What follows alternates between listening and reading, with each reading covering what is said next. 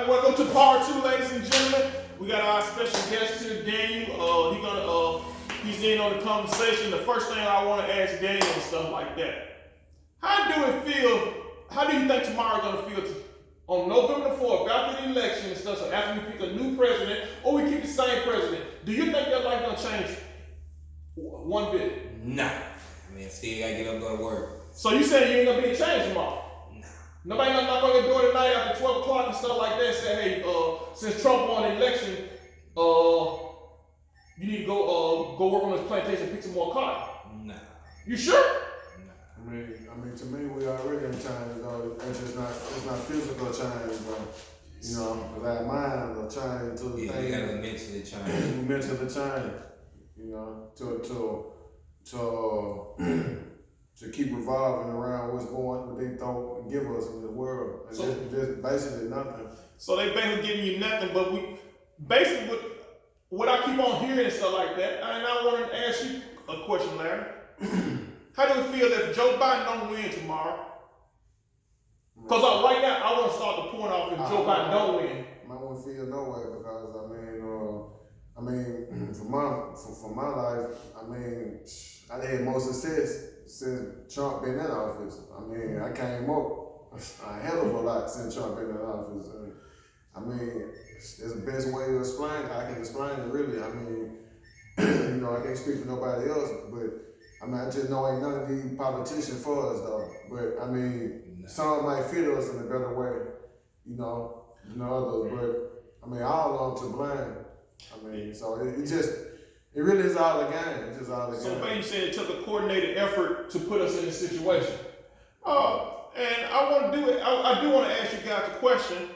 If Joe Biden do not win tomorrow, another thing they will say, even though black men and black women voted at 90% pace, black women voted by 93% pace, black men voted by 85 to 90% pace in the Democratic Party. Latinos voted, they get a Republican Party by 37 to 40%. Asians the same way, by 35 to 40%. They get a Republicans. Every other group get a Republican by 40%. But black people get, voted about 90% pace. But if Joe Biden loses tomorrow, you know what the news gonna say. It's your fault. Yeah. How do it feel to be the problem that Joe Biden lost? I mean, if I gotta stand up for something right, I'd take the blame. I mean, if I gotta be the difference, you know. But tell me something, do that make sense? Do that make a mathematically sense that you voted at a 90% pace, we gave your vote for the last 40 to 50 years, but it's always your fault when they lose? Yeah. Even the last election when Hillary Clinton won, do you know? I think it's more of their fault for voting, like I always said, not getting nothing in return. I mean, yeah. It's more of their fault, you know, but it's hard for them to see it though when they still change, their minds still change, you know. To this society. Yeah, but me ask you this question though. Even though in 2016 Hillary Clinton, did you know 63% of white women voted for Donald Trump? Even though he was misogynistic, he didn't like women, and then we had this women's movement. They had the women's march and stuff like that. But it seemed like the white women chose misogyny over girl power.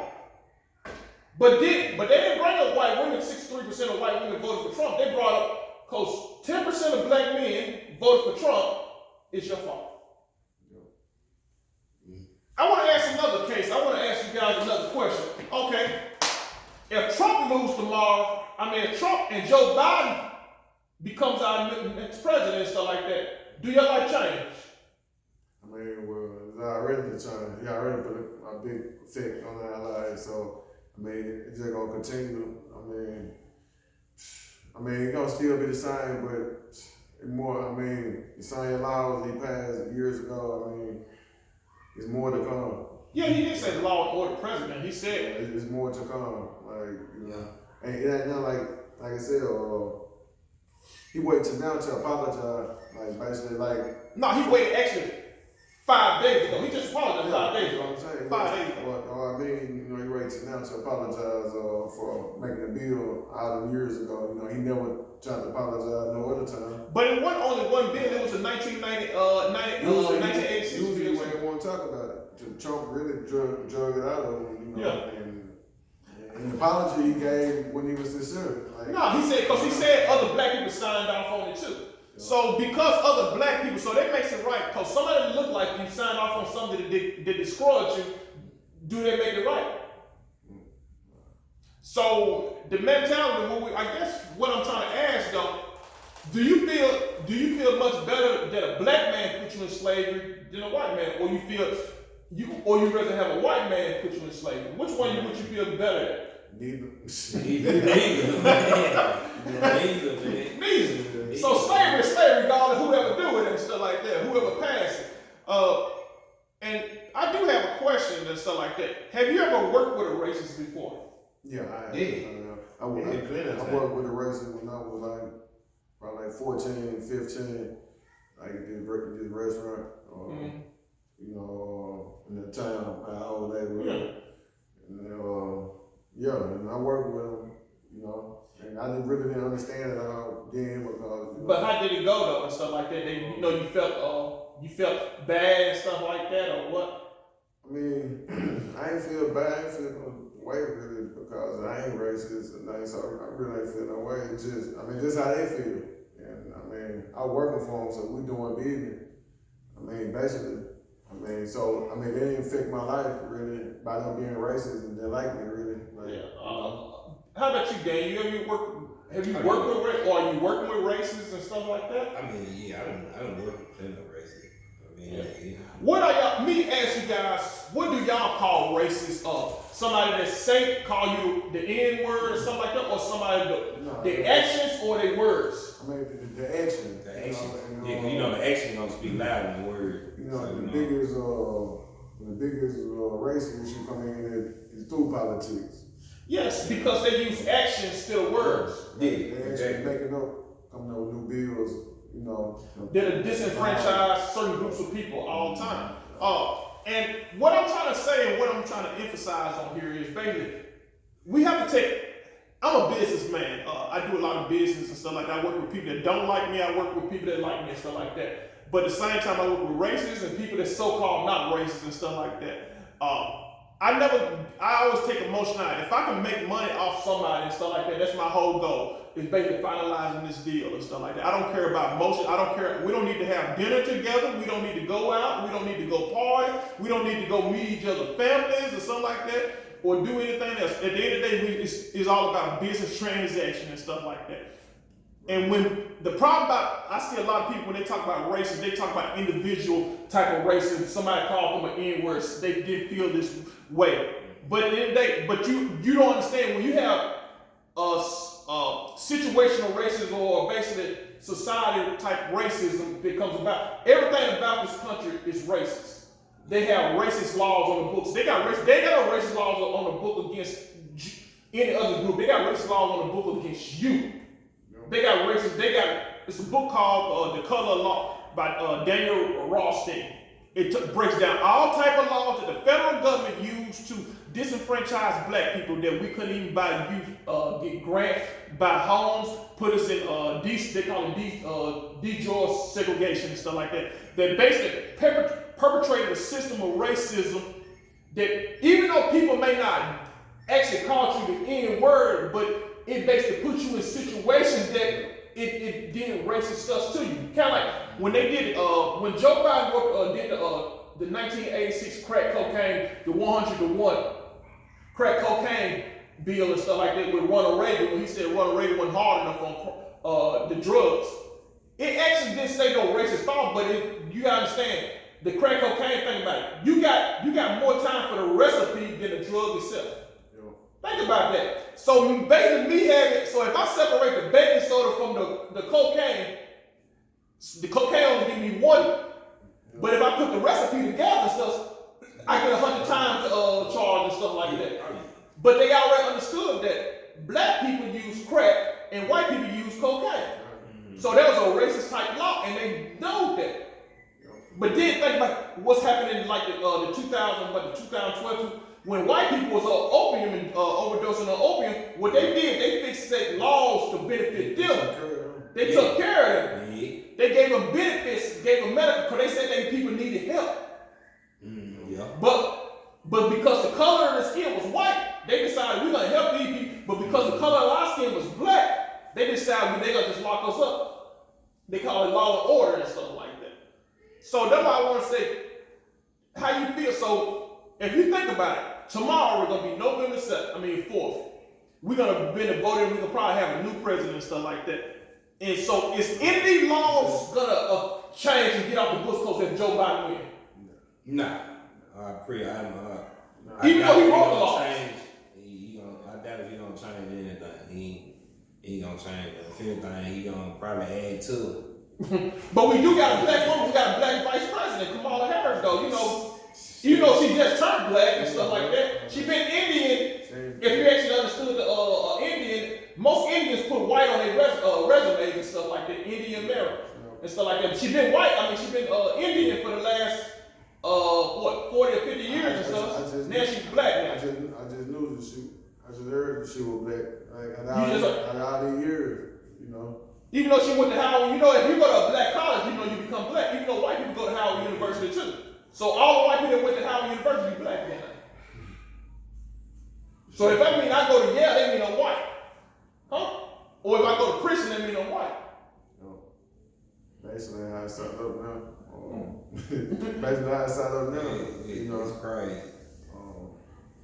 But yeah, she ain't black though. Yeah. But then you want it, I think we need to get away from being somebody if they black or not black, because at the end of the day, we know a bunch of people, think about it, we know a bunch of people that look like us that don't like us. Yeah. You know people right there that they can't stand you, they look just like you. Right? Our own family. Our own family members. Friends. People at work. Yeah, people I grew up with. Yeah. But do they like you? Nah. Then you know a white person that treats you with respect and dignity, they try to help you out and stuff like that. And them be the people, like I said, I don't care about what kind of race and family they come from, really. Nah. You know, them be the ones that gonna help me, though. Yeah. Like, you know, yep. And the same people, like I said, the Senate race will be the ones who won't help me. Yes. And so, think about it. It's gonna be a lot of people that gonna vote for Trump tonight. You're gonna have to deal with. And most people, and the first thing that most black people gonna look at, or the black people that voted for Joe Biden gonna look at, they race before they voted for Trump. But you never think about it. They probably vote for Trump for a business situation and stuff. If they for taxes, some type of reason, they're not voting for him because they racist and stuff. Don't get me wrong. It's some racist, but it's some racist on the Democratic Party. So just to say Republicans are racist and Democrats not, it's something wrong with you. Just like Trump said in the last debate, you know, way more racist people in the room.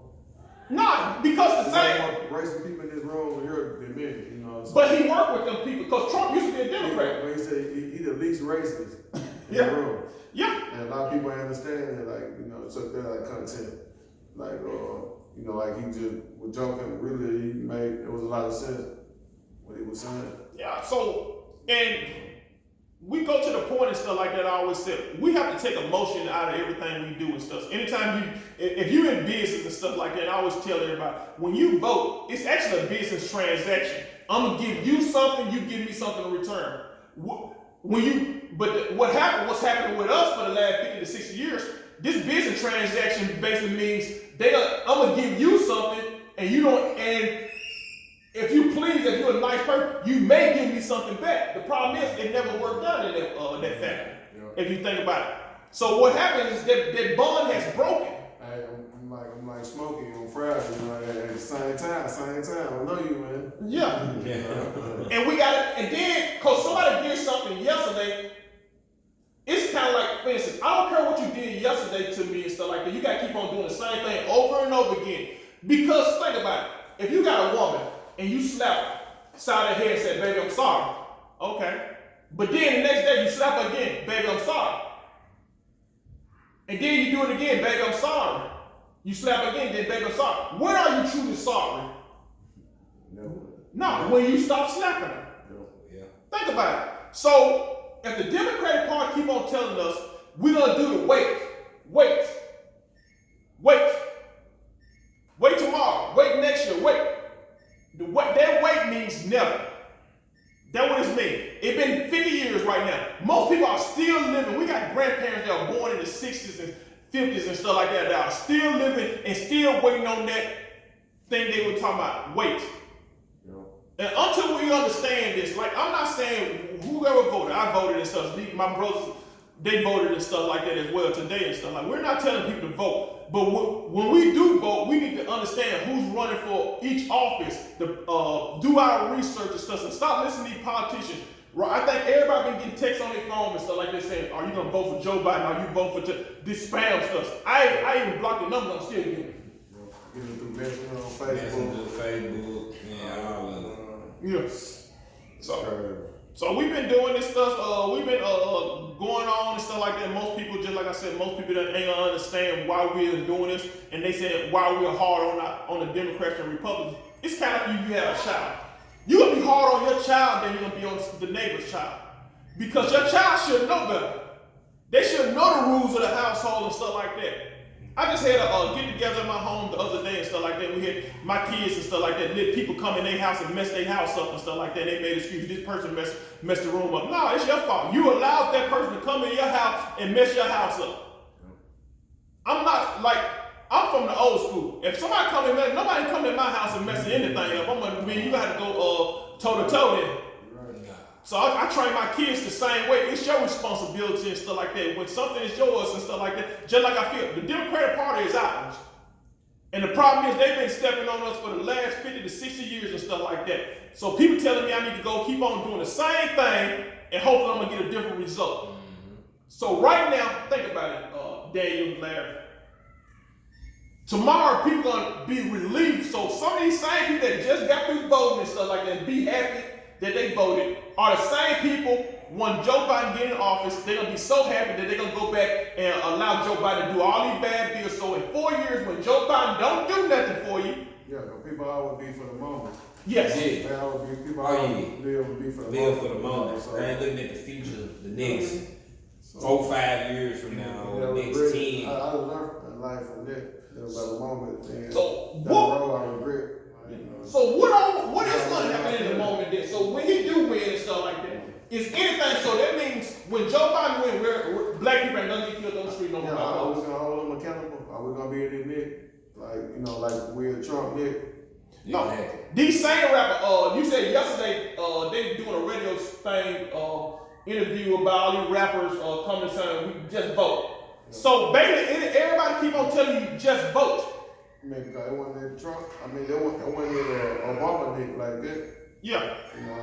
So Obama ain't getting up to there 8 years. Obama and Biden, 8 years. Yeah, they had 8 years, and then plus Joe Biden had another 40 years before then. He didn't do nothing. Yeah, he I barely been on in one politics. hand. I barely cut on one hand and stuff. Since Clinton era.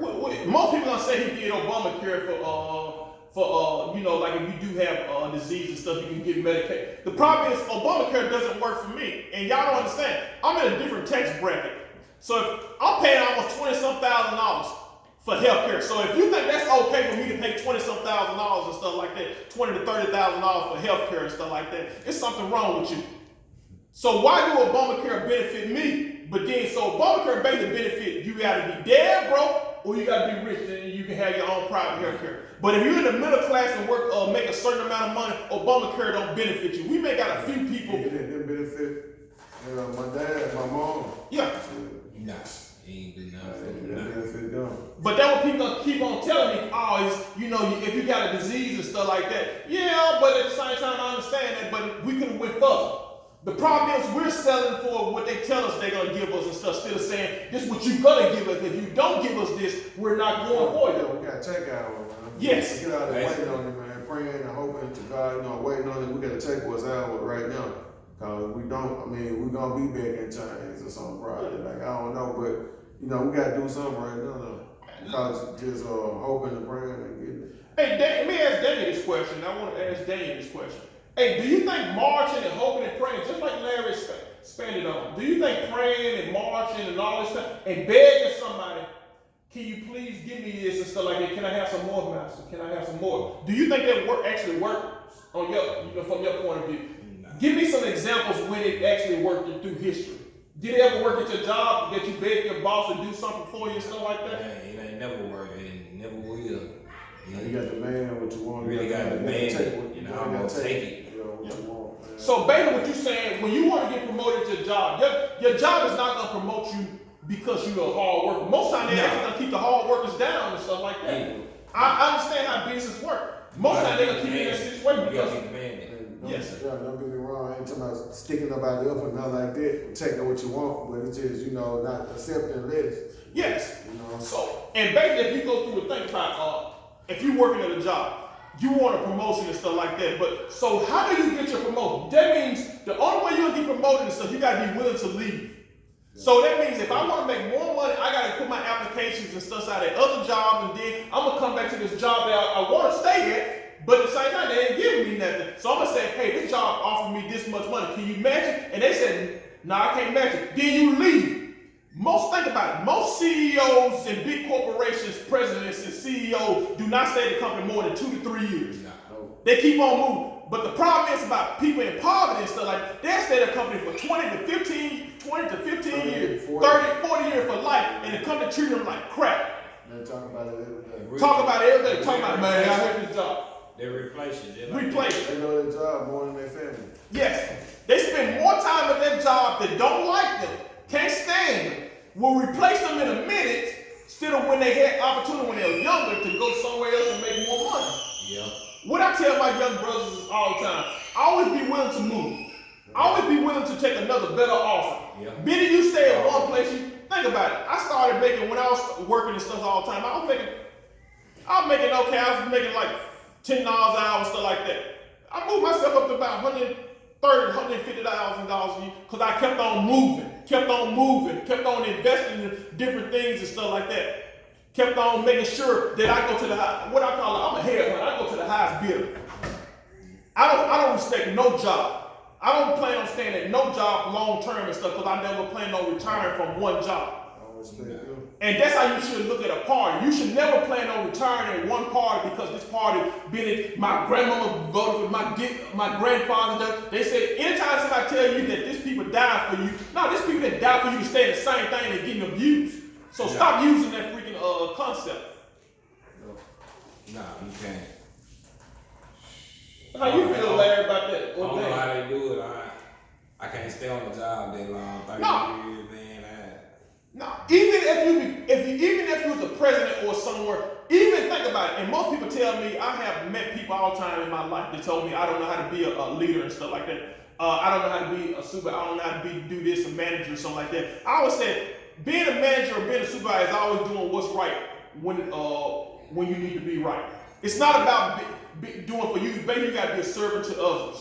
Whatever you do in life and stuff like that. And if you're not serving others, if you're not serving your employees, if you're not serving the civilians or the people, the public that's actually voting for you and putting you in this leadership position, you actually need to get rid of that person. No. And the problem is with us, we're so mentally broken that we keep on standing with people that can't stand us. And how you know a person can't stand you if they keep on slapping you beside the head and saying, I'm sorry. Yes. Like we said earlier, the only time you are really sorry when you actually stop doing it. And I mean with the Democratic Party, the only way they'll stop doing it when they start representing us with policies and things. Right now, what the Democratic Party are doing right now with the black vote, they're actually trying to replace us. Yeah, they gotta start doing more for the black emergency period, like the schools. They're trying to close down all the schools and stuff. But they're building prisons though, so they got a place where you go. After school, they're gonna put a prison. You can go to prison. And building prisons and closing down all the schools, like black emergency. But they said the black people asking for it. They asking for you to build prisons. So basically what they saying, how they do it, what they do, they put drugs in your community, they put alcohol in your community, they put all this negative stuff in your community, and then take resources out of your community. Even the whole pandemic, I know schools closed, the black schools. Yep. Schools in Shelby County, but schools in predominantly white districts, they actually had a choice to go to school. So that means they set the black kids up in Shelby County back because they weren't allowed to go to school and stuff. And most people get on here saying, no, they didn't do that. Yes, they did. Predominantly white schools went to school. The classes had an option to go to schools. I'm going every day. Yes, and then the white parents got so mad because the kids were going 2 days a week that they wound up opening for 5 days a week and stuff like that. But in Shelby County and stuff like that, kids didn't have the option. They still had to go to online schools. And half of them ain't got the laptops, ain't going online. Stuff ain't working. And parents gotta work. Yeah, selling the laptop. Yeah. So basically, what they did, they took all, just like I said, they really took like a setup for failure. That's what they tried to do, because think about it. If you look through slavery, we weren't allowed to read. In the 1800s, we weren't allowed to read. And then when they did give us school systems and stuff, they always had a white person over the school system to teach us white curriculum and stuff like that. They always taught about, because one thing about history is taught by the person that won the war. History is not taught about how that person won the war and stuff like that, but it's taught about who won it. Like, people used to celebrate Christopher Columbus, but nobody knows he was a genocide. He killed millions and millions of Indians and Native Americans and stuff like that to get this land. How can you discover something that was already here when people was already here? And how I look at life, anytime you take every bit of resources from a community and stuff like that, so this is what the Democratic Party do. They take every resource in a community, and then when the community is in distress, they blame the community. Why y'all ain't doing no better? Pull your bootstraps up and stuff. But you talk about bootstraps, you talk about boots, you talk the straps, and you talk the socks. I'm working barefooted, and you telling me I need to go work hard. Then you had these black politicians like Obama, make my brother's keeper, saying, black man, even though the government actually put you in poverty and stuff like that, it's your fault because you didn't work hard enough. Even though he inherited $500,000. Hey, did you inherit $500,000 from your grandmother? How about you? Even though he went to a private school making $20-some thousand a semester, you know what a semester is 3 months, 3 to 4 months. That's a semester. $20,000. He stayed in Hawaii. Did you go to a private school? Did you guys go to private school? You went to public school. Even though he did all this, he went to law school. He went to Harvard. And you know how he went to Harvard and stuff like that? Don't tell me affirmative action. They go by legacy. That means if your father or mother went to this type of school, you guaranteed to get in. Legacy is more important than affirmative action. I'm giving y'all little history notes and stuff like that. I'm coming down on Obama because I love him. That's what I do with I'm hard on my little girls. They'll tell you I'm hard on my kids.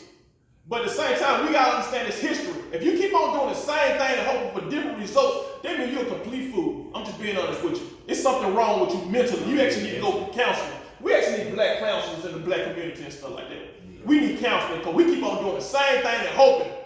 I hope it change. I'm hoping. No, I don't do that. And then the media got people so caught up in it. Like, why are we looking at this stupid media? It's just ridiculous, man. Hey, you remember that old comedy special with Cedric Entertainment? He said, some people hope for change, but Cedric said he wished a mud will. Yeah. I wish you would act a fool in front of me and what I'm gonna do. See, that's the problem. We need to have that wish factor. I wish you wouldn't give me this bill. I wish you wouldn't do this. I'm gonna show you. I'm gonna vote for somebody, and then most people say, no, if you keep on doing this, you keep on doing, you ain't gonna get nothing. You just make it worse. No, it's already worse. It's already worse. Do you know? Think about it. Larry, what we talking about? Do you know? We 13% of the population, but we own 2% of the wealth, and most of the wealth is owned by baby boomers, and they baby boomers are owned by their homes and stuff like that. So that means people like me and you and stuff like that. I guess I'm getting close to it.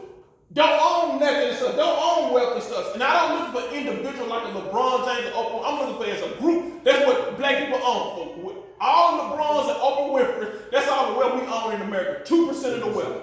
2%. But we've been here for 400 years. That means somebody that just get here make more money than us. Been 400 years, build everything. We built the White House. Yep. We built the White House for free, with free labor. We built Philadelphia, we built Boston and stuff. We had architects and stuff like that did this. Our free laborers. We built cotton gins and stuff that people we didn't even get paid for and stuff like that. We built a whole neighborhood for free. Orange Mountain was built by us. We built a whole neighborhood that we can't even go in. Yes. It's crazy. So think about it. It's crazy. So we just keep on doing the same thing over and over again and hoping for different results is something that I don't know, how do you feel? Hey, Daniel, if you wind up going, if you play the lottery, if you go to the casino, and every time you go to the casino, you lose a couple $100. But you keep on going every week, hoping that you're gonna win. Are you gonna keep on going to the casino? Nah, you can't go off hope. You know it. Hope ain't gonna get you nowhere. Yeah. So basically, saying you need to go off actual findings, facts, data. Yeah. It need to be some type of fact that I'm gonna win when I go. Yeah. So you ain't looking at no hypotenuse or no hypotenuse theory and stuff like. You actually looking for grounded data that's saying, okay, if I keep on doing this over and over again and stuff like that, I'm getting the same results. I probably need to change the things I'm using to try to get something else. The problem is we've been doing this for 50 to 60 years and stuff, voting for the same party. And how I look at it, both people say, oh yeah, but you're gonna vote for the Republican. No, it's other parties out there. It's the Green Party. It's other things that you can use. We need to build up other places got multiple parties. We need to start building up these other parties. Even though, think about it. And I keep on telling black people this. We only have 2% of the wealth.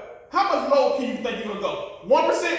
Cause we don't gain no more wealth under Biden. No. Y'all, so we gonna go to 3%? We still 13% of the population. That means if you 13% of the population, you only have 2% of the wealth. That's saying something about you, the group of people. That means these people are financially broke.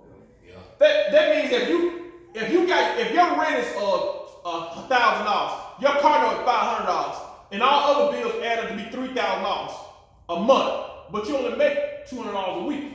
That's $800. That means you ain't gonna be able to pay something. Something ain't gonna get paid, or you gonna get thrown out. So think about that. Most people just working, like I said, to pay that. So you're working to be slaves. They're working to pay their car note. Yeah. But you barely functioning as a human being, as a U.S. citizen and stuff like It's that. fine with a lot of them. It's not way, you know. But most people are so comfortable, and most people are scared. Most people are scared of change. Like, they'll change their hair color, they'll change their nails, they'll change their haircut, but they won't change their parties. And I ain't telling you go to Democrat. They got independent party, they got socialist party, they got all type of party. I ain't saying not vote. I said go vote for the person that's gonna give you something in return. You never vote for somebody that's gonna give you nothing. No. You gotta start looking at something different. Yes. Can't nobody tell you what Biden gonna give you. I already know he's gonna give you. But they want him in. They can't tell you what he gonna give you. Right now, they want him in the seat. Right now, taking a chance on anybody, you know, be better than, you know. But these rappers. The candidate we got right now, anybody be better. But think about it. All these rappers came on TV. So we listen to, and last week, 2 weeks ago, we weren't listening to rappers. We weren't listening to Ice Cube. But now we listen to 2 Chainz and all these other rappers telling us, go vote. We listen to LeBron James, go vote. But through all that type of stuff, they kept on telling you, go vote. But all I ask you guys to do, ask one question. Vote for what I'm getting for my vote. Right, these folk puppets, these 2 Chainz. That's all it is. Puppets. Why you think he don't need white programs and stuff like these guys got shows? They making money off us and stuff like that. They gotta say certain stuff. Snoop Dogg get smoking weed with Martha Hill. They ain't got no Jew smoking weed and getting high, acting a fool and stuff in front of their community. They ain't got no other type of group of people doing the same thing. But we got our rappers and stuff. They don't show looking like a hot mess. Yep. Black housewives and stuff like that. I mean, hip hop. Love hip hop. Acting pretty gutter. Every time you turn it on, somebody freaking fighting and stuff like that. Yeah, just drama. Just drama. Women love. So that's all thing. That's how they get the angry black woman. Because they put shows like that on. And most of the women are not even black. They black, but they from overseas. Nigeria, Jamaica, Haiti, and stuff like that. All these people. And if you have been to these countries, you will understand what type of people they are. Yeah. You know what I'm saying? Some of these people are freaking ugly. They suspect. Put it like this. Yeah, they got a lot of followers. Yeah, because they've been colonized. When you be colonized, you have a different mindset. So when we were watching a movie one time, when think about it, the white man was giving these people. I was watching a movie In This House or something like that on Netflix and stuff the other night, and they from Nigeria, they're refugees. The refugees felt so much love for the white people. They gave them a free house. They gave him a stipend. They told the husband and wife they didn't have to work. They didn't want to work and stuff like that. They didn't have to work. And the person, man, I just love, we can make it here and stuff like that in America and stuff like that. You seen that movie? So think about it. They gave them all that stuff, but then at the same time with us, they don't give us anything and tell us we can still make it. Yeah. Like I said, everybody there got reparation. Yes, so they do. Yeah. You know, Bernie Sanders, I like Bernie Sanders, but Bernie Sanders voted, he's a Jew. He voted for reparations for the Jews. Jews get reparations. The China people get reparations. So everybody that just got here get a form of reparations. But black people that been here for 400 years, we don't get jack. And most people keep on telling me, oh no, you're going to piss white people off if you get reparations. No, reparations is not a gift. Reparations is a debt that's owed. We built this country for free. That means you owe my debt. I'm the debt collector and I'm coming to collect my debt. That's the only thing I want. I'm going to be calling your phone all the time with spam. Hey, you got my reparations yet? You got my reparations yet? You can feel it any way you want and stuff. I'm going to be gone putting spam, texting you and stuff like that. Hey, you know, time for to pay this payment. It can be all kinds of, it can be schooling, it can be taxes, not charging us tax like they'll charge Indians and stuff like that. All kind of things for us. But at the same time, stop voting for people that do not offer you anything in return. Because what happens is you perpetrate the what they being victims all the time, over and over again, that cycle and stuff like that. That means in 20 or 30 years, your kids gonna be going through, then they're gonna be 1%. We're gonna be having 1% of the wealth. And then think about it, they substituting us anyway. They bring in all these other type of people. They bring in black people that look like you but don't think like you. Like they even told when Hillary Clinton was running, they said you can talk to Black Lives Matter, but don't offer them anything. That's what Joe Biden did to Ice Cube. You can talk to them, but say we'll wait after the election. So I always ask people, after you do everything you can and stuff like that, we talk to these people. Is anything gonna change? Is your life gonna change? From 100 days from this, so next year, are you gonna be making more money? You should be making more money if you doing what you gotta do, but you gotta do it on your own. But are they gonna change in the positive, gonna benefit you in the long run? And basically saying like when I was little, people tell me a word on in, like oh, they've been doing it every 4 years. In 2000, like since I was little, like so the same thing I think about the whole election. The politics thing. They're telling us the same thing for years. Well, I think in 2004, we still everybody. 2004, Puff Daddy came out. Puff Daddy was voting for John Kerry. He said vote or die. He was doing this thing, vote or die. Then 2008, Obama came around. We got to vote. You know, they were having all kind of stuff like that. I remember a cartoon called Boondocks and stuff like that with Huey knew and stuff like Huey didn't vote for Obama. The black people went crazy and stuff like that. But Riley said, I'm going down with Obama through the finish, you know. Then they found out, Grandpa found out, dang, you know, they did all this type of stuff to get Obama elected. And then Grandpa came and said, hey, this nigga didn't do nothing for me. You know, he raised my taxes.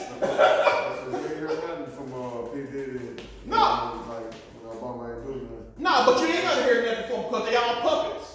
Like they gonna call the sad thing is these people on here gonna call us puppets and stuff like that, saying but one thing about it, they cannot deny the facts that we told them. They cannot deny what I just said.